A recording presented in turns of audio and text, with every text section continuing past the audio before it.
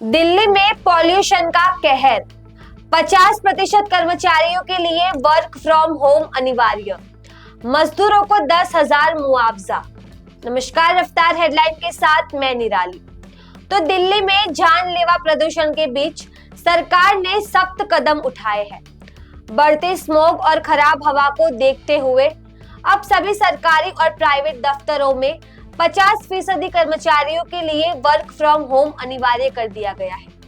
ये नियम गुरुवार से लागू होंगे। तो दिल्ली में जानलेवा प्रदूषण के बीच सरकार ने सख्त कदम उठाए हैं।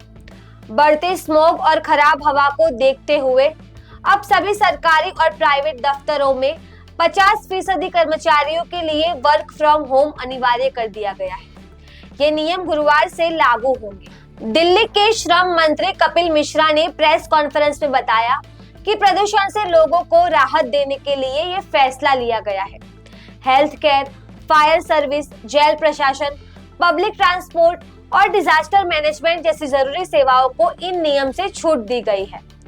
दिल्ली में प्रदूषण गंभीर स्थिति में है। लोगों की सेहत को ध्यान में रखते हुए 50% कर्मचारियों के लिए वर्क फ्रॉम होम लागू किया जा रहा है। ग्रेड 3 के दौरान निर्माण कार्य बंद रहने से दिहाड़ी मजदूरों को भारी नुकसान हुआ है। सरकार ने सभी रजिस्टर और वेरीफाइड निर्माण मजदूरों को 10,000 का मुआवजा देने का ऐलान किया है। ये राशि सीधे उनके बैंक खातों में ट्रांसफर की जाएगी। दिल्ली एनसीआर में 18 दिसंबर सुबह 8 बजे से ग्रेड का चौथा चरण लागू किया जाएगा। इसके तहत दूसरे राज्यों से आने वाले भारी वाहनों की दिल्ली में एंट्री पर रोक रहेगी। बिना पीयूसी वाले वाहनों को पेट्रोल पंपों पर फ्यूल नहीं मिलेगा। बुधवार सुबह दिल्ली का AQI 328 दर्ज किया गया, जो बहुत खराब श्रेणी में है। 40 में से 3 मॉनिटरिंग स्टेशनों पर हवा की गुणवत्ता बेहद खराब रही। बवाना में सबसे ज्यादा AQI 376 दर्ज हुआ।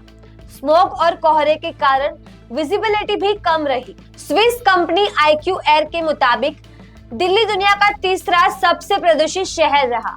पहले नंबर पर लाहौर और दूसरे पर सारायेवो रहा। दिल्ली के पर्यावरण मंत्री मनजिंदर सिंह सिरसा ने प्रदूषण पर काबू न पाने के लिए माफी मांगी है।